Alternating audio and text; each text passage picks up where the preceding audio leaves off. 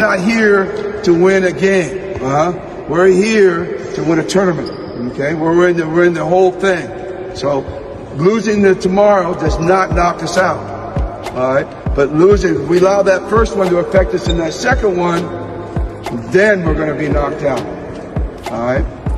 Coach Tim Cone, handang-handa na daw tapatan ng Gilas Pilipinas ang Latvia. Pero coach ng Latvia, hindi daw masyado nag-worry sa ating national team matapos tampakan nila ang Georgia.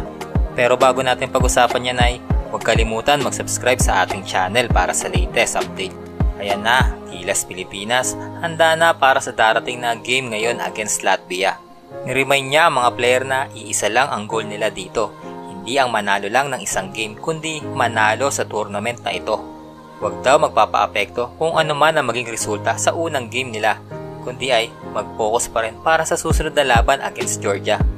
Part right here. This is the really difficult part that I don't even want to talk about it, but it needs to be talked about. All right.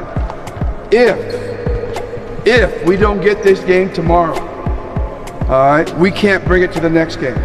We got to take this one, and then we got to take this one. Whatever happens on this one has nothing to do. We always talk about that idea of one game at a time.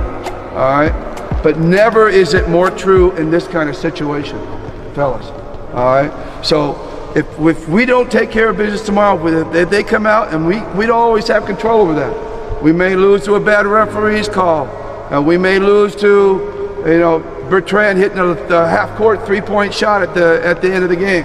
All right, they may come out and just hit every shot, even though we're in their faces, and that may happen. That can't affect us going into Georgia, fellas. All right, that can't. Okay, so be mindful of that, fellas. Keep that in your mind. Nagkaroon naman ng opportunity ang Gilas Pilipinas para manood ng laban between Latvia at Georgia. Ito nga ay nakita nila kung sino ba at ano nga ba ang makakaharap nila sa tournament na ito. Dito ay tinalo ng home team na Latvia ang Georgia, 83-55 final score.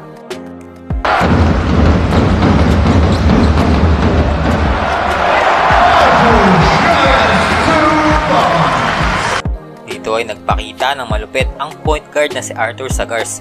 Ang mainit na kamay nila Arthur Strautins at Davis Bertans ang magpapasakit sa ulo ng ating Gilas Pilipinas.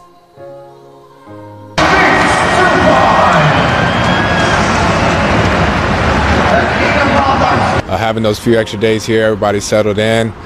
We got to go up and down, get our lungs and our legs adjusted, and now everybody's ready to go.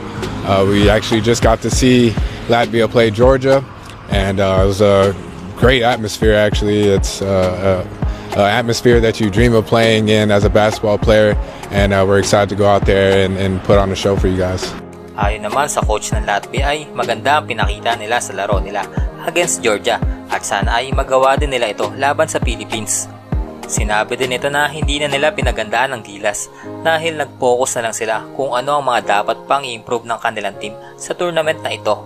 Kaya maganda ito sa ating Gilas dahil hindi priority ng kalaban ang ating national team at pwede natin gawing advantage to para gulatin ang mundo. For me, malaki yung responsibility ko sa team na to dahil hindi lang ako yung center pero I played the 4 din pagkasama ko si Kuya Jun. So yeah, madaming adjustments pero ako naman willing naman ako to adjust and to do everything to contribute sa team. July 4, 12 AM Philippine Time, sabay-sabay tayo magpuyat at suportahan ang ating Gilas Pilipinas sa kanilang laban sa Olympic Qualifying Tournament. Thanks for watching. Peace. Found a way to win, and that's what we got to do tomorrow. We got to find a way to win, fellas, huh? Reach deep, find a way. We can.